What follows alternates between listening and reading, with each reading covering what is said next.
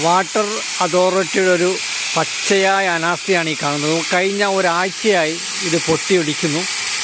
ഈ എളമരം ഇരട്ടമയ്യ റോഡിലെ പ്രധാനപ്പെട്ട റോഡായതിനാൽ ആളുകൾക്ക് ബാധിക്കുമെന്ന് കരുതിയിട്ട് ആരോ ചാക്കിട്ട് മൂടിയതാണ്. ഈ കാണുന്നതാണ് വെള്ളച്ചാട്ടം പോലെ വെള്ളം ഒഴുകുകയാണ്. ഒരാഴ്ച മുമ്പ് വാട്ടർ റീഡിങ്ങിന് വന്ന ഉദ്യോഗസ്ഥർക്ക് പരാതി നൽകിയെങ്കിൽ ഇതുവരെ പരിഹാരമായിട്ടില്ല. കുലുമാട് പാലത്തിലൂടെ കടന്നു പോകുന്ന വാഹനങ്ങൾ സ്ഥിരമായിട്ട് പോകുന്ന ഒരു തിരക്കേറിയ ഒരു റൂട്ടാണിത്. ഈ റൂട്ടിലാണ് റോട്ടിലേക്ക് വെള്ളം ചീറ്റുന്ന രംഗമാണ് നമ്മൾ ഈ കാണുന്നത്.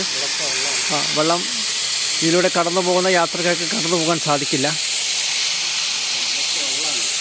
എത്രയും പെട്ടെന്ന് ഇതിനൊരു പരിഹാരം വേണമെന്നാണ് നാട്ടുകാർ പറയുന്നത്.